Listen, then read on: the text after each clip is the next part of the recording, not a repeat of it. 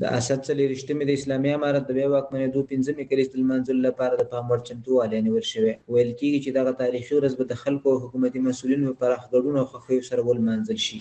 د زمري څلېرویشتمې د رارسېدو په مناسبت د کابل ښار په بېلابېلو څلور لارو او واټونو کې د اسلامي امارت بیرغونه او د ازادۍ شعارونه لګول شوي دي. کابل ښاریان وایي په تېرو 5 کلونو کې ډاډمن امن رامنځته شوی، هېواد مو له اقتصادي او سیاسي اړخه پرمختګ کړی او بېلابېلې بنسټیزې پروژې هم پلي شوي دي. هغوی غوښتنه کوي چې د بیکارۍ د کچې راکمولو لپاره د اساسي حل لارې پیدا شي. ان شاء الله چې امارت اسلامي 15 کلونو کې ډیر زیات کار کړی دی. په دومره کار په 20 کلونو کې تیر جمهوریت تیر نظام کې نه دی شوی لکه څومره چې په اوسنی 15 کلونو کې وشو. یوازینۍ غوښتنه مو د وزارت معارف نه تحصیلات والی نه دا ده چې زمونږ د خویندو پر مخ مکتبونه خلاص کړي، ځکه چې یو وطن چې د نورو هیوادونو سره سیال کېږي یوازینۍ لاره تعلیم ده. په د 15 کلنه واکمنۍ کې امنیت ته الحمدلله امن و امان ده، د هر چا سر ته امن ده او مال ته امن ده او نوې پروژې پر کار اچولې شوې دي او نوې پروژې دغه شوې دي او سړکونه نوې سړکونه او نوې بندونه الحمدلله نور هم ان شاء الله پرمختګ روان ده. خدای کول ان شاء الله نو موږ له امارت اسلامي څخه ډېر خوشحال یو.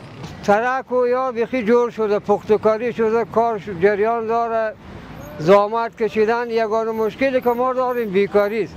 زمینی کار برای ما مساعد بسازه که ما مشغول به کار باشیم. سرکونه دا ورځ په ورځ په ترقۍ کې دي، کارونه کوي او امارت ډېر کارونه کړي دي. دوی وایي چې څلور برخو کې 3 برخې دوی کار کړی ده. په کار ده چې ټول هیوادوال خوشحالي ولمانځي. دا زموږ د استقلال او د ازادۍ ورځ ده.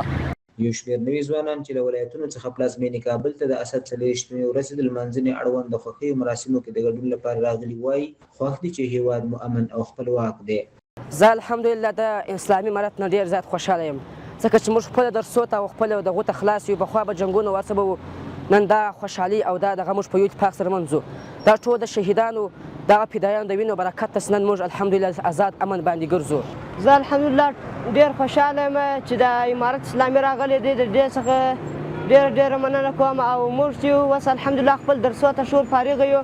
پخوا جنګونه وه، درسونو دې ته خلاصېدل نه وه، د ظالمانو وختونه وه او اوس الحمدلله بالخصوص په دا ازادي کې ډېر خوشحاله یو. د کابل ښار د بېلابېلو څلور لارو او واټونو د ښکلا چارې د حکومتي ادارو او یو شمېر پانګوالو له لوري روانې دي چې هره ورځ د ښار په بڼه کې نوي بدلونونه لیدل کېږي.